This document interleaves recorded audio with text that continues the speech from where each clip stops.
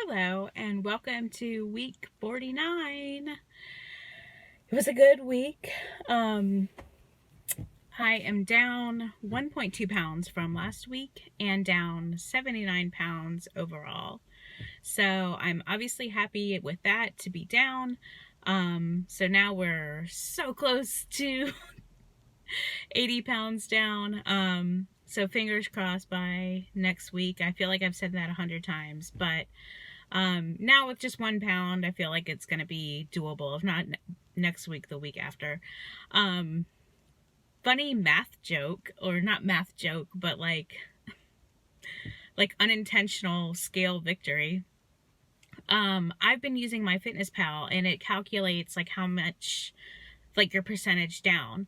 And so mine is, I think, like 26 point something percent of my body weight. I have had in my head that generally you're supposed to lose 50% of your excess body fat, or not body fat, body weight by a year after gastric bypass or, weight loss surgery in general. So I keep thinking I'm like super behind because my Fitness Pal says 26%. That my Fitness Pal, and this is like, it like totally makes sense. I just never thought about it, but my Fitness Pal is just saying your body weight. You've lost 26% of your body weight, not of your excess body weight.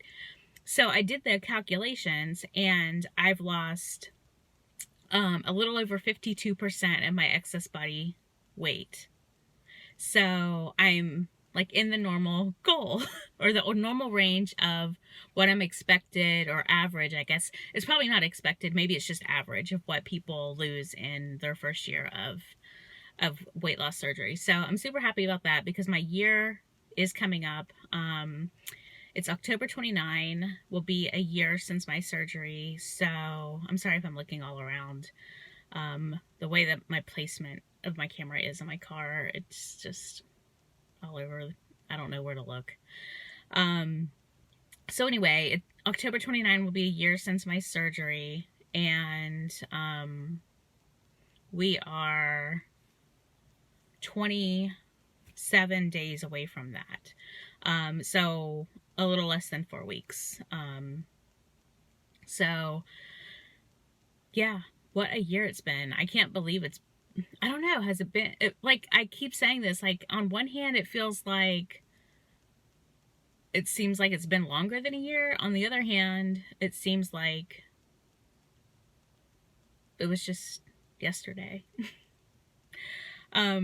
So I'll probably talk more about the year, like, as a whole, like, as I get closer. Maybe I'll do, like, a special, year version. Last year, like, if you go to my early videos, you'll see that, like, pretty close after my surgery, I sort of rewarded myself, with a beach vacation. Actually, I had already booked it before I even decided to do the surgery, but my reward was to go anyway, even though I had lost my job.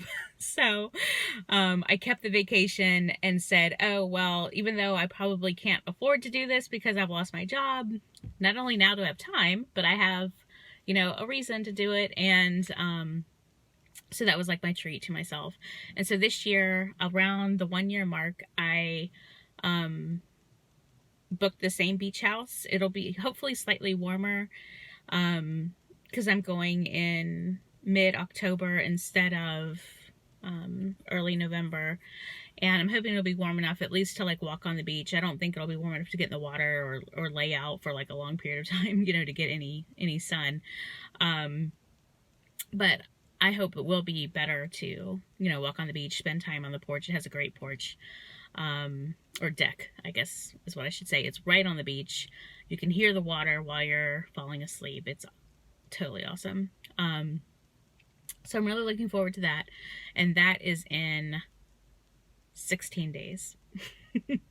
So I'll do at least one video from there, so you can see it all. And you can also see it in my beach wrap-up video, that's earlier in my videos, like really early, because I think it was only like the second week post-surgery, beginning of the second week post-surgery. So that is about it. I don't have too much else to say. Again, I'm down 1.2 pounds from last week and down 79 pounds overall. And that's about it. So I will, oh, one thing that I wanted to mention, just because it's kind of been like a little personal victory for me, and actually there's some good news now. In my workplace, there is a cafe that, you know, has like a special every day and like typical stuff. A lot of the stuff is, you know, it's not stuff that I would eat because I have the surgery and because I'm like super picky. But they do have like junk food, you know. And I've considered it a personal victory that I have never bought anything there.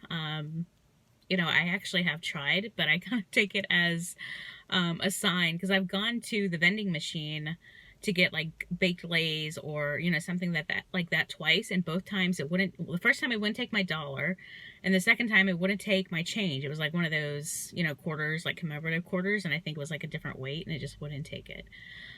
So I've never bought anything there, but a coworker told me that they carry Premier Protein. So that's super good news to know. You know, if I ever, you know, am in a pinch, it's like the best thing convenience wise and health wise. Obviously you want real food over protein shakes, but I say convenience in that, like, if I'm gonna be there buying something, it's probably because I'm like too busy to eat, or I'm on my way home and didn't have a chance to eat. So that's what I mean by convenience, like just as far as like the physical act of eating, not necessarily like the best choice you can make.